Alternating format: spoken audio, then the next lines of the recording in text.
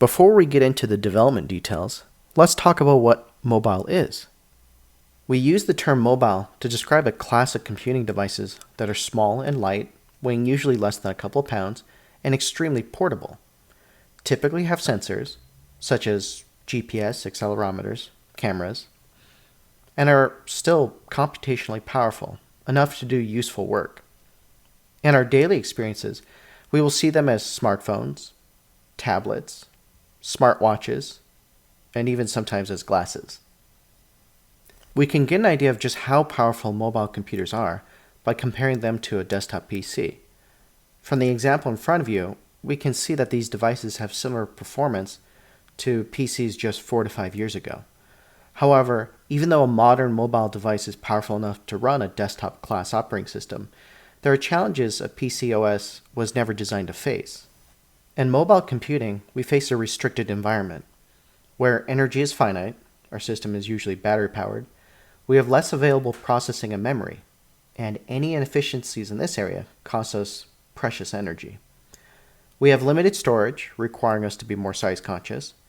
We have a small screen size to present much of the same information as a larger computer, requiring different techniques for presentation. And due to the compact nature, non-traditional input devices, such as touchscreens, voice recognition, camera gestures, and device movement from the onboard accelerometer sensors. And in addition, mobile computers need to be more reliable, responsive, and secure than traditional PCs. As a smartphone, they need to be just as reliable as a simpler cell phone. You don't want a software glitch to interrupt your phone calls. Also, users are much less tolerant to waiting on mobile devices. They need instant feedback on what the OS is doing at all times. And finally, the mobile device is an extremely personal computer with access to more personal information than ever before. This requires a greater focus on security. This new computing environment requires an operating system that not only has sophisticated features as its desktop PC counterparts, but is streamlined, more reliable, and more secure. If we look at the current mobile industry, we can see companies have provided different solutions. We have Google's Android, which we'll get into more detail later. We have Apple's iOS, which is vastly different than their desktop operating system, Mac OS X. We have the new version of Windows, which provides a lot of mobile-specific features.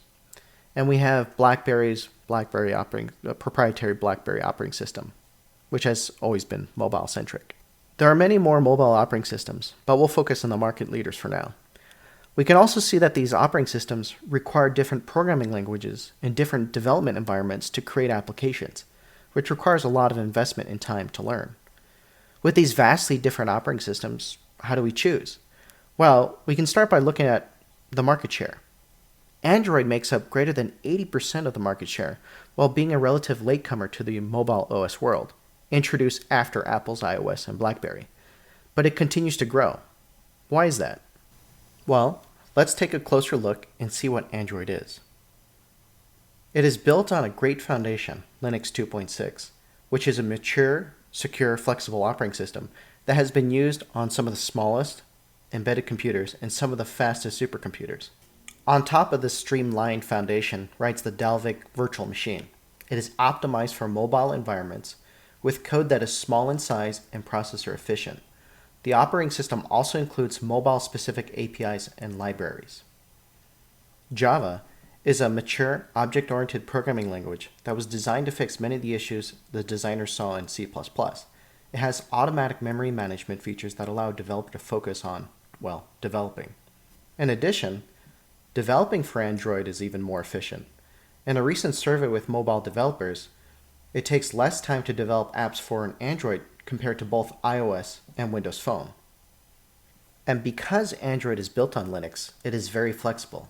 It has been adapted to other devices, such as e-readers, game consoles, smart TVs, and even netbook computers. Google has answered the software design challenges inherent in the mobile environment. They provided the Android operating system with flexibility, efficiency, and security. We'll see this more in detail as the course progresses.